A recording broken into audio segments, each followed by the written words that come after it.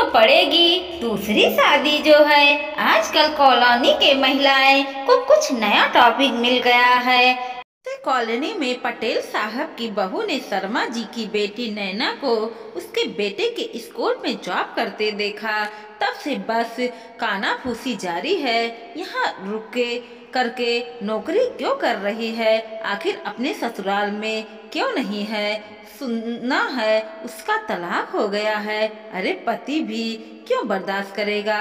यहाँ तो भी ऐसी शुरू से ही कैरेक्टरलेस है और उसके माता पिता को कोई फर्क नहीं पड़ता है। भगवान पता नहीं रात भर कहाँ घूमती फिरती रहती है।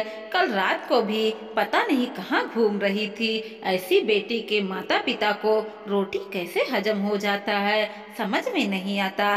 अगर मेरी बेटी होती तो जान से मार डालती। पर उसका मुंह ना देखूं। एक बार पहले भी तलाक ले चुकी है और अब भी दूसरे पति के घर में भी वापस लौट आई। हाय राम, दूसरी शादी भी टूट गई। घोर कलयुग है। शादी नहीं हुई, पैसे कमाने का साधन हो गया। पहले शादी करो और फिर तलाक के नाम पर मोटी कमाई हासिल कर लो। और चाहिए ही क्या? ऐसी लड़कियां को जितना मुंह उतनी बातें। सब अपना अपना राग रहे हैं पर सच्चाई कोई नहीं जानता। कुछ बातें नैना के काने में भी पहुंची तो वह पहुंची गई।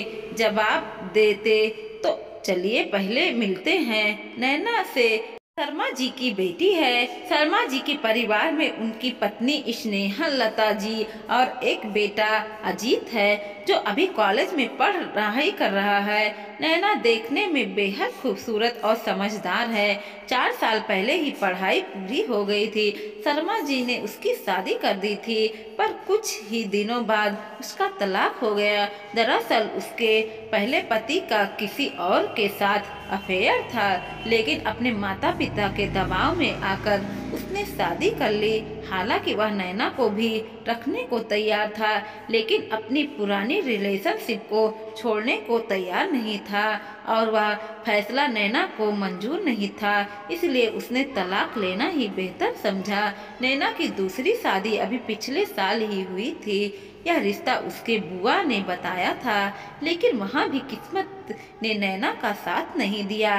उसका पति समीर एक नंबर का पियक्कड़ और बदतमीज इंसान था। शराब पीकर नैना के साथ बदतमीजी करना, जबरदस्ती करना, मारना पीटना उसके लिए बहुत नॉर्मल सी बात थी। जब नैना के ससुर से इस बारे में बात की गई तो उन्होंने भी बड़ी बेशर्मी से जवाब दिया, अब यहाँ तो यही ऐसा है, यही तुम्हारी किस्मत है। तुम्हारी दूसरी शादी है सो तुम्हें निभानी तो पड़ेगी। नैना ने बहुत कोशिश की थी शादी को संभालने की, पर सामने वाला ही तैयार न हो। जबरदस्ती कैसे रिश्ता निभाएं? और वैसे भी समाज में दूसरी शादी हो तो लोग ऐसा सोचते हैं कि अब तो चाहे कुछ भी हो जाए, लड़की को तो इसे निभाना ही पड़ेगा। यह सोच उसके ससुर और समीर की थी तो उन्होंने सुधारने की कोई नाम न लिया।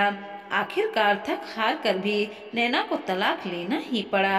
बस यह दूसरा तलाक क्या हुआ, नैना के लिए लोग मुंह खोलने लगे थे।